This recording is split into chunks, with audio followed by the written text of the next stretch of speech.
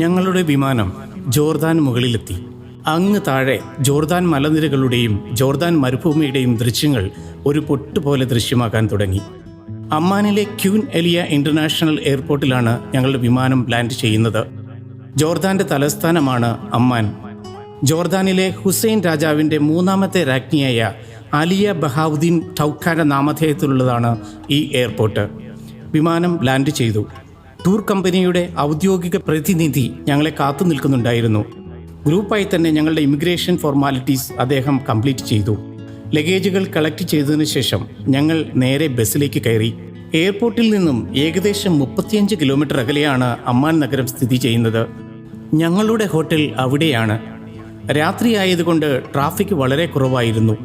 ഏകദേശം 45 മിനിറ്റ് കൊണ്ട് ഞങ്ങൾ ഹോട്ടലിൽ എത്തിച്ചേർന്നു. നഗരമധ്യത്തിലുള്ള മനോഹരമായ ഒരു 4-സ്റ്റാർ hotel. Tour manager mister Rejimon Joseph പെട്ടെന്ന് തന്നെ ഞങ്ങളുടെ റൂം കീസ് റെഡിയാക്കി തന്നു. യാത്രാക്ഷീണം കാരണം എല്ലാവരും അവരുടെ റൂമുകളിലേക്ക് പോയി സുഖമായി കിടന്നുറങ്ങി. പ്രഭാത ഭക്ഷണത്തിന് ശേഷം ഞങ്ങൾ ബസ്സിൽ കയറി. ഇന്ന് ഞങ്ങൾ ഈ ഹോട്ടലിൽ നിന്ന് ചെക്കൗട്ട് ചെയ്യുകയാണ്. ഒരു രാത്രി മാത്രമാണ് ഈ ഹോട്ടലിൽ ഞങ്ങളുടെ താമസം. സ്വന്തം ബാഗുകളെല്ലാവരും വണ്ടിക്കുള്ളിൽ കയറി എന്ന് ഉറപ്പുവരുത്തി. ക്ഷീണം മാറിയ എല്ലാവരും അത്യുത്സാഹത്തോടെ ബസ്സിനുള്ളിൽ കയറിയിരുന്നു. ഇന്ന് മൗണ്ട് നെബോയിലേക്കാണ് ഞങ്ങളുടെ ആദ്യത്തെ യാത്ര. ഞങ്ങളുടെ എല്ലാ ദിവസത്തെയും യാത്രകൾ ആരംഭിക്കുന്നത് പ്രഭാത പ്രാർത്ഥനയോടെയാണ്. ബഹുമാനപ്പെട്ട ബിജിലച്ചനും സക്രിയാസച്ചനും ഇന്നത്തെ പ്രഭാത പ്രാർത്ഥനയ്ക്ക് നേതൃത്വം നൽകി. ഹോട്ടലിൽ നിന്നും 46 കിലോമീറ്റർ അകലെയായിട്ടാണ് മൗണ്ട് നെബോ സ്ഥിതി ചെയ്യുന്നത്.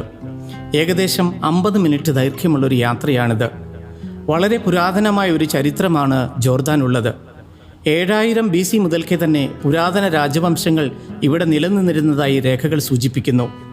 പഴയ നിയമത്തിൽ പ്രതിപാദിച്ചിരിക്കുന്ന അമോണൈറ്റ്, മുഹബൈറ്റ്, യദുമൈറ്റ് രാജവംശങ്ങൾ ഇവിടെയാണ് ഉണ്ടായിരുന്നത്. പിന്നീട് പല അധിനിവേശങ്ങളിലൂടെയും ഈ രാജ്യം കടന്നുപോയി. 1946 മെയ് മാസം 25-ാം തീയതി ബ്രിട്ടീഷുകാരുടെ അധീനതയിൽ നിന്നും ഈ രാജ്യം സ്വതന്ത്രമായി. ഹാഷിമൈറ്റ് കിങ്ഡം ഓഫ് ജോർദാൻ എന്ന പുതിയ രാജ്യം ഉടലെടുത്തു. കിങ് അബ്ദുള്ള ഒന്നാമനാണ് ഈ രാജ്യം സ്വതന്ത്രമായതിനു ശേഷം ആദ്യത്തെ ഭരണാധിപനായത്. അമ്മാൻ നഗരമാണ് ജോർദാൻ്റെ തലസ്ഥാനം. 7 കുന്നുകളുടെ മുകളിൽ 1680 ചതുരശ്ര കിലോമീറ്റർ വിസ്തൃതിയിൽ സ്ഥിതി ചെയ്യുന്ന ഈ നഗരം രാജ്യത്തെ പ്രധാന വാണിജ്യ കേന്ദ്രവും ഏറ്റവും വലിയ നഗരവുമാണ്. ജോർദാൻ്റെ കൊടിയിലെ 7 നക്ഷത്രങ്ങൾ അമ്മാൻ സ്ഥിതി ചെയ്യുന്ന 7 കുന്നുകളെ സൂചിപ്പിക്കുന്നു. ഏറ്റവും കൂടുതൽ ജനസംഖ്യയുള്ള നഗരവും ഇത് തന്നെയാണ്. ഞങ്ങൾ മൗണ്ട് നെബോയിൽ എത്തിച്ചേർന്നു. സമുദ്രനിരപ്പിൽ നിന്നും ഏകദേശം 710 മീറ്റർ ഉയരത്തിലുള്ളൊരു പർവ്വതനിരയാണ് മൗണ്ട് നെബോ. പഴയ നിയമത്തിൽ ഈ സ്ഥലത്തെക്കുറിച്ച് പ്രതിപാദിക്കുന്നുണ്ട്. മോശ യഹൂദ ജനത്തെയും കൊണ്ട് ഈജിപ്തിൻ്റെ അടിമത്തത്തിൽ നിന്നും ചെങ്കടൽ കടന്ന് കാനാൻ ദേശത്തേക്ക് പ്രവേശിക്കാനായി എത്തിച്ചേർന്ന സ്ഥലമാണ് ഇവിടം. പക്ഷേ മോശയ്ക്ക് കാനാൻ ദേശത്തേക്ക് പ്രവേശിക്കാൻ ദൈവം അനുവദിച്ചില്ല. നെബോ മലമുകളിൽ വെച്ച് കാനാൻ ദേശം നോക്കിക്കാണുവാൻ ദൈവം മോശയെ അനുവദിച്ചു. മോശ മരിച്ചതും അടക്കപ്പെട്ടതും ഈ മലയുടെ താഴ്വാരത്താണെന്ന് പറയപ്പെടുന്നു. ഇന്ന് ഈ സ്ഥലം ഫ്രാൻസിസ്കൻ സഭയുടെ കസ്റ്റഡിയിലാണുള്ളത്. ഹോളിലാൻഡിൻ്റെ സംരക്ഷകർ ഫ്രാൻസിസ്കൻ സഭയാണ്. 2000 ആണ്ട് മാർച്ച് 20 ജോൺ പോൾ രണ്ടാമൻ മാർപ്പാപ്പ ഇവിടെ സന്ദർശിച്ചിരുന്നു. പിന്നീട് 2009 ബെനഡിക്ട് 16 മാർപ്പാപ്പയും ഇവിടെ സന്ദർശിക്കുകയുണ്ടായി. ഈ കാണുന്ന ബുക്ക് സ്കൾപ്ചർ 2000 ജോൺ പോൾ മാർപ്പാപ്പ ഇവിടെ സന്ദർശിച്ചതിൻ്റെ സ്മാരകമായി ഉണ്ടാക്കിയതാണ്.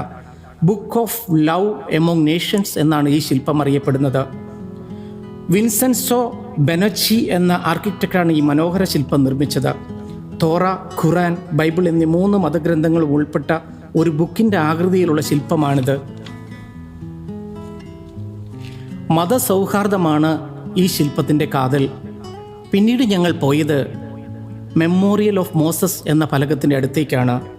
സിയാഗ എന്നും ഇത് അറിയപ്പെടുന്നു. ഹയസ്റ്റ് പോയിൻ്റ് എന്നാണ് സിയാഗ എന്ന ഈ വാക്കിൻ്റെ അർത്ഥം.